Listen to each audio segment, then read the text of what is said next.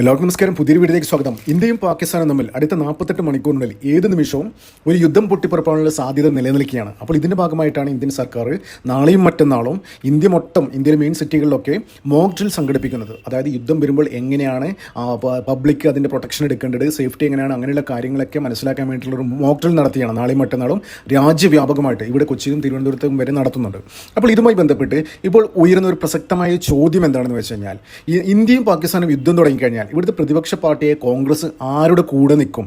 അപ്പോൾ കോൺഗ്രസിനെ നമുക്കറിയാം, കോൺഗ്രസിന് ഒരു പ്രോ പാകിസ്ഥാൻ സ്റ്റാൻഡുള്ള ഒരു പാർട്ടിയാണ്, ഇന്ത്യയുടെ പ്രതിപക്ഷ പാർട്ടിയാണെന്നിരിക്കെ പാകിസ്ഥാൻ എന്ത് വിഷയത്തിലും പ്രതിരോധത്തിലാവുമ്പോൾ അവർക്ക് സപ്പോർട്ടായിട്ട് ഇവിടുത്തെ കോൺഗ്രസും രാഹുൽ ഗാന്ധിയും വരും. അപ്പോൾ ഒന്ന് രണ്ട് ഉദാഹരണങ്ങൾ ഞാൻ പറഞ്ഞുതരാം. ഈ ഏറ്റവും അടുത്തായിട്ട് പെഹൽഗാം ഭീകരാക്രമണം നടന്നതിന് ശേഷം കേരളത്തിലെ കോൺഗ്രസ് ഒരു വലിയ പോസ്റ്റ് ഇട്ടു, എക്സിൽ, സോഷ്യൽ മീഡിയ പ്ലാറ്റ്ഫോമായ എക്സിൽ ഒരു പോസ്റ്റ് ഇട്ടു. അതായത് പെഹൽഗാം ഭീകരാക്രമണം നടത്തിയത് ഇന്ത്യൻ ഗവൺമെൻറ് തന്നെയാണ്, ഇന്ത്യൻ ഗവൺമെൻറ് സ്പോൺസർ ചെയ്ത ഒരു അറ്റാക്കായിരുന്നു അത് എന്നുള്ള രീതിയിലുള്ള ഒരു പോസ്റ്റ് ഇട്ടിരുന്നു. അപ്പോൾ അത് പാകിസ്ഥാൻ മന്ത്രി ഷെയർ ചെയ്തിട്ട് അത് വലിയ ചർച്ചയായി ഇവിടെ. അപ്പോൾ അതൊക്കെ എന്താ പറയുന്നത്, അത് കോട്ട് ചെയ്തിട്ട് അവർ ഇന്റർനാഷണൽ പ്ലാറ്റ്ഫോമിലൊക്കെ ഉന്നയിക്കാൻ പോവുകയാണ്. അതായത് അവിടുത്തെ രാജ്യത്തെ പ്രതിപക്ഷ പാർട്ടികൾ, ഇന്ത്യയിലെ പ്രതിപക്ഷ പാർട്ടികൾ തന്നെ പറയുന്നു പെഹൽഗാം ഭീകരാക്രമണം നടത്തിയത് പാകിസ്ഥാനല്ല, നേരെ മറിച്ച് ഇന്ത്യൻ സ്പോൺസേഡ് അറ്റാക്കായിരുന്നു എന്ന തരത്തിൽ. അപ്പോൾ ഇതുമായി ബന്ധപ്പെട്ട് ഒരു കാര്യം ഞാൻ പറഞ്ഞു തരാം. അതായത് മുംബൈ അറ്റാക്ക്, അതായത് 2008 മുംബൈ അറ്റാക്ക് നടക്കുന്ന സമയത്ത് ഈ ഭീകരർ ഇവിടെ നിന്ന്, അന്ന് കോൺഗ്രസ് ആയിരുന്നു ഭരിച്ചിരുന്നത്. അപ്പോൾ ഈ ഭീകരർ ഇവിടെ വന്ന് മുംബൈ സിറ്റിയിലൊക്കെ കയറി ഏകദേശം 160 ആൾക്കാരെ വെടിവെച്ച് കൊന്നു. അപ്പോൾ അന്ന് ഒരുപാട് നാടകങ്ങൾ ഇതിന് പിന്നിൽ അരങ്ങേറി. അതായത് ഇത് നടത്തിയത് RSS ആണ്, BJP ആണ്, സാഫ്രൂൺ ടെററിസം ഇന്ത്യയിലുണ്ട്, അവരാണ് ഇത് നടത്തിയത് എന്ന തരത്തിലുള്ള ഒരു നറേറ്റീവ് കൊണ്ടുവരാൻ ശ്രമിച്ചിരുന്നു. പക്ഷേ എല്ലാം പാളിപ്പോയി. അതായത് അജ്മൽ കസബ് പിടിച്ചതോടുകൂടി എല്ലാ ഇതും പാളിപ്പോയി. നമുക്കറിയാം, ഇപ്പോൾ ഈ അടുത്ത കാലത്ത് പുറത്തു വന്ന ഈ തഹാവൂറാണ് ഇന്ത്യയിൽ വന്നതിന് ശേഷം ഈ മുംബൈ അറ്റാക്കുമായിട്ട് ഒരുപാട് കാര്യങ്ങൾ പുറത്തു വന്നിരുന്നു. അപ്പോൾ അതിൽ പുറത്തു വന്നിരുന്ന കാര്യമാണ് അതായത് 10ഓളം പേർ പാകിസ്ഥാനിൽ നിന്ന് ഇവിടുത്തെ മുംബൈ പോർട്ടിലോട്ട് കടന്നു വന്നില്ലേ, ഇവിടെ അറ്റാക്ക് നടത്തിയ അവരുടെ പോക്കറ്റിലൊക്കെ ഹിന്ദു പേരുള്ള ഐഡൻറ്റിറ്റി കാർഡ് ഉണ്ടായിരുന്നു എന്നാണ്. അപ്പോൾ ഇതൊക്കെ ആരാണ് പ്ലാൻ ചെയ്തത്? അപ്പോൾ ഇതൊക്കെ നേരത്തെ പ്രീ പ്ലാൻ ചെയ്ത ഒന്നിൻ്റെ ഭാഗമായിരുന്നു. അപ്പോൾ അവരുടെ കയ്യിൽ ചരട്, കഴുത്തിൽ ശിവൻ്റെ ഇതിലൊക്കെ ലോക്കറ്റ്, അങ്ങനെയുള്ള കാര്യങ്ങളൊക്കെ ഉണ്ടായിരുന്നു.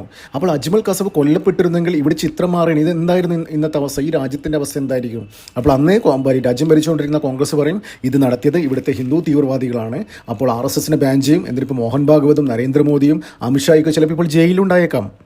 അപ്പോൾ അത്തരത്തിലുള്ള കാര്യങ്ങൾ പ്രീ പ്ലാൻഡ് നേരത്തെ ചെയ്തിട്ടുണ്ടായിരുന്നു. അപ്പോൾ കോൺഗ്രസ് അത്രത്തോളം ഒരു ആൻറ്റി നാഷണൽ പാർട്ടിയാണ്. അപ്പോൾ ഇതേ വിഷയം തന്നെയാണ് പെഹൽഗാമിൽ ഇവരുടെ സോഷ്യൽ മീഡിയ പോസ്റ്റ് അവിടുത്തെ പ്രതിപക്ഷ പാകിസ്ഥാനിലെ പാർട്ടികളെടുത്ത് മന്ത്രിമാരൊക്കെ എടുത്ത് ഷെയർ ചെയ്യുന്നു, അതിനെക്കുറിച്ച് ചർച്ച ചെയ്യുന്നു, ഇൻ്റർനാഷണൽ മീഡിയകൾക്കൊക്കെ ഇത് കൊടുക്കുന്നു ഇതിൻ്റെ റെഫറൻസ് വെച്ചിട്ട്. അപ്പോൾ ഇങ്ങനെ ഒരു യുദ്ധം ഉണ്ടാകുന്ന സാഹചര്യത്തിൽ ഈ ഇവിടുത്തെ പ്രതിപക്ഷ പാർട്ടികളും രാഹുൽ ഗാന്ധിക്ക് ആർക്കൊപ്പം നിൽക്കും എന്നുള്ള പ്രസക്തമായ ചോദ്യം ഉയരുകയാണ്.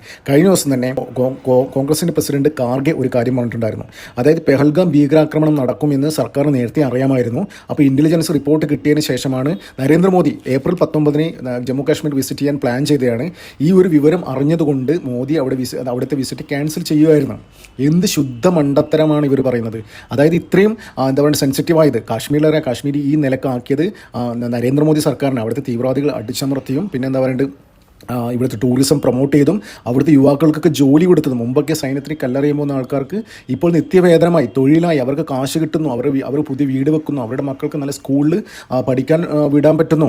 അപ്പോൾ എല്ലാം കൊണ്ടും കാശ്മീർ മൊത്തത്തിൽ മാറിയിരിക്കുകയാണ്. അപ്പോൾ അത് തകർക്കുക എന്ന ലക്ഷ്യം തന്നെയാണ് ഈ തീവ്രവാദികൾക്ക് ഉണ്ടായിരുന്നത്. അപ്പോൾ ഇത്തരത്തിലുള്ള ഒരു എന്താ പറയുക തീവ്രവാദി ആക്രമണം ഉണ്ടാകുമെന്ന് നരേന്ദ്രമോദി സർക്കാർ, ഇന്ത്യൻ ഗവൺമെൻറ് അറിഞ്ഞു കഴിഞ്ഞാൽ എന്തിനാലും അത് ഇതാക്കി കളയും. പക്ഷേ അത്തരത്തിലുള്ള പശ്ചാത്തലത്തിലാണ് ഈ കോൺഗ്രസിൻ്റെ പ്രസിഡന്റ് കാർഗെ പറയുന്നത് ഇന്ത്യൻ സർക്കാർ ഇൻ്റലിജൻസ് റിപ്പോർട്ട് അവഗണിച്ചു എന്ന്. അപ്പോൾ അതിൽ നിന്ന് വ്യക്തമാകുന്നത് എന്താണ്, ഇവർക്ക് ട്രൂലി ആൻറ്റി നാഷണൽ പാർട്ടിയാണ് ഇവർ. അപ്പോൾ യുദ്ധം വരുമ്പോൾ ഇവരെ ഒരിക്കലും വിശ്വസിക്കാൻ പറ്റില്ല. രാജ്യത്തെ പ്രതിപക്ഷ പാർട്ടികൾ എന്താ പറയുക, ഒരു വിഭാഗം മുസ്ലിങ്ങളൊന്നും വിശ്വസിക്കാൻ പറ്റാത്ത അവസ്ഥയാണ്. നമുക്കറിയാം CAA NRC സമരത്തിലൊക്കെ മുഴങ്ങിയ മുദ്രാവാക്യങ്ങൾ നമ്മളൊന്നും ഇപ്പോൾ ആരും മറന്നിട്ടില്ല. പ്യുവർ ആൻറ്റി നാഷണൽ മുദ്രാവാക്യങ്ങളായിരുന്നു മുഴങ്ങിക്കൊണ്ടിരിക്കുന്നത്. കാശ്മീർ മാംഗെ ആസാദി, അങ്ങനെയുള്ള കാര്യങ്ങളൊക്കെ ഉയർത്തിയിരുന്നു CAA എന്താ പറയുക NRC സമരത്തിൽ. അപ്പോൾ രാജ്യത്തെ ഒരു വിഭാഗം മുസ്ലിങ്ങളും തീവ്ര ഇസ്ലാമിസ്റ്റുകളും കോൺഗ്രസിനെ പോലത്തെയുള്ള ആൻറ്റി നാഷണൽ പാർട്ടികളും ഇന്ത്യക്കെതിരെ തന്നെ പ്രവർത്തിക്കാനുള്ള സാധ്യതയുണ്ട്. ഒരു യുദ്ധം വരുമ്പോൾ ആദ്യം എന്താണ് ഉണ്ടാകുമെന്ന് അറിയാം. ആദ്യം തന്നെ ഉണ്ടാകുമെന്ന് വെച്ച് കഴിഞ്ഞാൽ ഒരു സൈബർ അറ്റാക്ക് ആയിരിക്കും. സൈബർ അറ്റാക്ക് എന്ന് വെച്ചാൽ ഇന്ത്യയുടെ ബാങ്കിങ് മേഖല, അങ്ങനെയുള്ള ഇന്ത്യയിൽ ഗവൺമെൻറ് റിലേറ്റഡ് ആക്ടിവിറ്റീസ് നടത്തുന്ന സോഫ്റ്റ്വെയർസ്, ഇതൊക്കെ ഹാക്ക് ചെയ്യാനുള്ള സാധ്യതയുണ്ട്. അപ്പോൾ പാകിസ്ഥാന് ചൈനയുടെ ഒരു സപ്പോർട്ടും കൂടിയുണ്ട്. അപ്പോൾ ചൈനയ്ക്ക് വേറെ ഇൻട്രസ്റ്റും കൂടിയുണ്ട് ഇന്ത്യയിൽ. അതായത് അമേരിക്കയായിട്ട് ഇപ്പോൾ വലിയ ട്രേഡ് ഡീൽ ഇപ്പോൾ ഇന്ത്യ സൈൻ ചെയ്യാൻ പോവാണ്. ഇന്ത്യയിൽ അമേരിക്ക ഓൾറെഡി 1 ട്രില്യൺ ഇൻവെസ്റ്റ്മെൻറ്റ് നടത്തിയിട്ടുണ്ട് പല മേഖലയിൽ, സോഫ്റ്റ്വെയർ അതിൽ അങ്ങനെയുള്ള കാര്യങ്ങളൊക്കെ. അപ്പോൾ അതൊക്കെ കൊളാപ്സ് ചെയ്യാമെന്നായിരിക്കും ഈ യുദ്ധം വരുമ്പോൾ ആദ്യം പാകിസ്ഥാനും ചൈനയും എന്താ പറയുക നോക്കുക. അപ്പോൾ ഇതൊക്കെ ഹാക്ക് ചെയ്യാൻ വേണ്ടി ചൈനീസ് ഹാക്കർമാർ ഓൾറെഡി ആക്റ്റീവായിട്ടെന്നുള്ള വാർത്തകളൊക്കെ ഇൻ്റർനാഷണൽ മീഡിയ ഒക്കെ റിപ്പോർട്ട് ചെയ്തിട്ടുണ്ട്. അപ്പോൾ അങ്ങനെ നോക്കുകയാണെങ്കിൽ ഇന്ത്യയിൽ നിന്ന് പോലും സപ്പോർട്ട് കിട്ടിയാൽ അത്ഭുതപ്പെടാനില്ല ഇത്തരത്തിലുള്ള ഹാക്കേഴ്സിനൊന്നും, ഇത്തരത്തിലുള്ള സോഫ്റ്റ്വെയർസും ഇതൊക്കെ ഹാക്ക് ചെയ്യാൻ വേണ്ടിയിട്ട്. അപ്പോൾ അത്രത്തോളം ആൻറ്റി നാഷണൽ ആൾക്കാർ ഇന്ത്യയിലുണ്ട്. അതാണ് പറയുന്നത്, ഈ യുദ്ധം പാകിസ്ഥാനായിട്ട് യുദ്ധം തുടങ്ങുന്നതിന് മുന്നേ തന്നെ നരേന്ദ്രമോദി ചെയ്യേണ്ട ആദ്യത്തെ കാര്യം എന്താണെന്ന് വെച്ച് കഴിഞ്ഞാൽ ഇന്ത്യയിൽ തന്നെ സർജിക്കൽ സ്ട്രൈക്ക് നടത്തണം. ഇവിടെ ഒരുപാട് ബംഗ്ലാദേശികളൊക്കെ ഉണ്ട്, അതായത് ഇന്ത്യൻ മുസ്ലിംസ് എന്ന പേരിൽ ഒരുപാട് ബംഗ്ലാദേശികളുണ്ട് എല്ലാ സംസ്ഥാനത്തും. ഈ മുർഷിദാബാദിലൊക്കെ കണ്ടില്ലേ, ആ ഒരു ജില്ല ഫുൾ ബംഗ്ലാദേശികളാണ്. അപ്പോൾ ഇത്തരത്തിലുള്ള ഒരു പാകിസ്ഥാൻ്റെ സൈഡിൽ നിന്ന് ഒരു അറ്റാക്ക് ഉണ്ടാകുമ്പോൾ ഇത്തരത്തിലുള്ള എക്സ്ട്രീമിസ്റ്റുകൾ, മുസ്ലിം എക്സ്ട്രീമിസ്റ്റുകൾ പാകിസ്ഥാനെ സപ്പോർട്ട് ചെയ്യും. അവർക്ക് പാകിസ്ഥാനും അതറിയാം.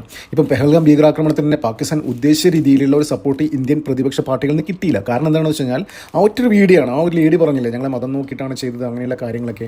ആ വീഡിയോ പുറത്തു വന്നില്ലെങ്കിൽ ചിത്രം മറ്റൊന്നാവുമായിരുന്നു. അതായത് ഇത് മൊത്തം ഇന്ത്യൻ പ്രതിപക്ഷ പാർട്ടികൾ, ഇത് നരേന്ദ്രമോദിയും സ്പോൺസേഡ്, ഇന്ത്യൻ സർക്കാരും BJP സ്പോൺസേഡ് അറ്റാക്ക് എന്നൊക്കെ പറഞ്ഞിട്ട് പാകിസ്ഥാൻ്റെ കൂടെ നിൽക്കുമായിരുന്നു. അതായിരുന്നു പാകിസ്ഥാൻ എക്സ്പെക്ട് ചെയ്തത്. പക്ഷേ ആ ഒരു വീഡിയോ കാരണം മൊത്തം ചിത്രം മാറി. അപ്പോൾ യുദ്ധമുണ്ടാകുമ്പോൾ ഇന്ത്യക്ക് വലിയൊരു തലവേദന ആകുന്നത് ഇവിടുത്തെ പ്രതിപക്ഷ പാർട്ടികളും ഇവിടുത്തെ ഒരു കൂട്ടം മുസ്ലിം എക്സ്ട്രീമിസ്റ്റുകളായിരിക്കും എന്നുള്ള കാര്യത്തിൽ ഒരു സംശയമില്ല. നേരത്തെ ഞാൻ പറഞ്ഞാൽ ആദ്യം അവർ ചെയ്യുക സൈബർ അറ്റാക്ക് ആയിരിക്കും. ഇവിടെ നിന്ന് സൈബർ അറ്റാക്ക് ഉണ്ടാകും. യുദ്ധം തുടങ്ങിക്കഴിഞ്ഞാൽ ഇവിടുത്തെ ആൾക്കാർ തന്നെ അവരെ സപ്പോർട്ട് ചെയ്യുന്ന രീതിയിലായിരിക്കും കാര്യങ്ങൾ ഇത് ചെയ്യുന്നത്. സോഷ്യൽ മീഡിയ എടുത്താൽ മനസ്സിലാവും. ഈ പെഹൽഗാം ഭീകരാക്രമണത്തിൽ കേരളത്തിൽ തന്നെ ആ ഭീകരാക്രമണത്തിൻ്റെ വിവരം പുറത്തു വന്ന ഉടനെ തന്നെ എന്തൊക്കെയായിരുന്നു, അതായത് മറ്റെന്താ പറയുക, പുൽവാമയിൽ ചെയ്ത അതുമാതിരി മോദി ബീഹാർ ഇലക്ഷൻ ജയിക്കാൻ വേണ്ടിയിട്ടാണ് ഇത്തരത്തിലുള്ള ഓപ്പറേഷൻ നടത്തിയെന്ന തരത്തിലുള്ള കൂടുതൽ, അതായത് ഏതൊരു സോഴ്സിൽ നിന്ന് വന്ന ഇതാണ്. പക്ഷേ അത് എല്ലാവരും കോപ്പി പേസ്റ്റ് അടിക്കുന്നത്. അതിനർത്ഥം എന്താണ്, എല്ലാവരും ഒറ്റക്കെട്ടായിട്ട് ഒരു പ്രീ പ്ലാൻഡ് ഒരു ഓപ്പറേഷൻ മാതിരിയാണ് ഇവിടുത്തെ ഒരു സോഷ്യൽ മീഡിയ ആക്ടിവിസം ഇവിടുത്തെ മുസ്ലിം എക്സ്ട്രീമിസ്റ്റുകൾക്ക്. അപ്പോൾ ഇവരുടെ സൈഡിൽ നിന്നും ഒരു സപ്പോർട്ടും ഇന്ത്യ ഗവൺമെൻറ് കിട്ടില്ല. അതാണ് പറഞ്ഞത്, പാകിസ്ഥാനെതിരെ യുദ്ധം ചെയ്തതിന് പകരം ഇന്ത്യൻ സർക്കാർ സർജിക്കൽ സ്ട്രൈക്ക് നടത്തേണ്ടത് ഇന്ത്യയിൽ തന്നെയാണ്. ഇന്ത്യയിൽ ഇത്തരത്തിലുള്ള എക്സ്ട്രീമിസ്റ്റുകളെ നിലക്ക് നിർത്തണം. എന്തിനായാലും ഈ നരേന്ദ്രമോദി സർക്കാർ 10 വർഷം ഭരിച്ചിട്ടും ഇത്തരത്തിലുള്ള ആക്ടിവിസം, ഈ മുസ്ലിം എക്സ്ട്രീമിസ്റ്റുകളുടെ ആക്ടിവിസത്തിന് ഒരു കുറവില്ല. അവരെന്താ പറയുക, സോഷ്യൽ മീഡിയ എന്ത് കാണിച്ചു കഴിഞ്ഞാലും സർക്കാർ അതിനെതിരെ അധികം നടപടി എടുക്കുന്നില്ല. ഒരു ചെറിയ ഉദാഹരണം ഞാൻ പറഞ്ഞുതരാം. ഈ ഹമാസിൻ്റെ എന്താ പറയുക, പലസ്തീനെ സപ്പോർട്ട് ചെയ്തിട്ട് കോഴിക്കോട് ഹമാസിനെ സപ്പോർട്ട് ചെയ്തിട്ട് കോഴിക്കോട് ബീച്ചിൽ മുസ്ലിം ലീഗ് ഒരു പരിപാടി ഓർഗനൈസ് ചെയ്തു. ആ പരിപാടിയിൽ വീഡിയോ കോൺഫറൻസ് വഴി ഹമാസിൻ്റെ തലവൻ പങ്കെടുത്തു. അതൊക്കെ വളരെ ഗുരുതരമായ കുറ്റമാണ്. എന്തുകൊണ്ട് ഇവർക്കെതിരെ നടപടി എടുക്കുന്നില്ല? അതായത് ആഗോളതലത്തിൽ തന്നെ ഒരുപാട് ആൾക്കാരെ കൊന്നൊടുക്കുന്ന, അതായത് അവരുടെ മതത്തിൻ്റെ പേരിൽ കൊന്നൊടുക്കുന്ന ആൾക്കാരെ, ഈ പെഹൽഗാമിൽ കണ്ട അതേ ആൾക്കാരാണ് അവരും. അപ്പോൾ അത്തരത്തിലുള്ള ആൾക്കാരെ എന്താ പറയുക, സപ്പോർട്ട് ചെയ്ത് ഇവിടെ വന്നിട്ട് ഒരു പൊതുവേദിയിൽ പ്രസംഗിക്കുമ്പോഴൊക്കെ ആ പാർട്ടി എന്തുകൊണ്ട് അതിന് ചുക്കാൻ പിടിച്ച ആൾക്കാരെ പിടിച്ചകത്തിടുന്നില്ല? ഇത്തരത്തിലെ സ്ട്രിക്റ്റ് നടപടി എടുത്തു കഴിഞ്ഞാൽ വീണ്ടും ഇവർ ആവർത്തിക്കാതിരിക്കും ഇത്തരം കാര്യങ്ങൾ. ഇതൊന്നും ചെയ്യാത്തത് കൊണ്ടാണ് വീണ്ടും ഇവർ സോഷ്യൽ മീഡിയയിലൂടെയൊക്കെ എന്താ പറയുക, ഈ ഇന്ത്യക്കെതിരെ ആൻറ്റി നാഷണൽ സ്ലോഗൻസൊക്കെ ആയിട്ട് മുന്നോട്ട് പോകുന്നത്. അപ്പോൾ ഇന്ത്യനായാലും നമുക്ക് കാത്തിരിക്കാം. ഈ രാജ്യത്തെ പ്രതിപക്ഷ പാർട്ടികൾ പാകിസ്ഥാൻ്റെ ഒപ്പം കൂടാനുള്ള സാധ്യത എന്താ പറയുക, അതും ഇന്ത്യൻ ഗവൺമെൻറ് പരിഗണിക്കേണ്ടിയിരിക്കുന്നു. ഈ യുദ്ധത്തിൻ്റെ കാര്യങ്ങളൊക്കെ സ്ട്രാറ്റജിയൊക്കെ ഡെവലപ്പ് ചെയ്യുമ്പോൾ ഇവിടുന്നുള്ള ആൾക്കാർ പാകിസ്ഥാന് സപ്പോർട്ട് കൊടുക്കുന്നുള്ള കാര്യം കൺസിഡർ ചെയ്യണം. അതും കൂടി കൂട്ടിയിട്ടായിരിക്കണം ഈ എന്താ പറയുക വാർ സ്ട്രാറ്റജി പ്ലാൻ ചെയ്യാൻ വേണ്ടിയിട്ട്. അപ്പോൾ എന്തായാലും നമുക്ക് കാത്തിരിക്കാം. നന്ദി, നമസ്കാരം. മറ്റൊരു വീഡിയോ കാണാം.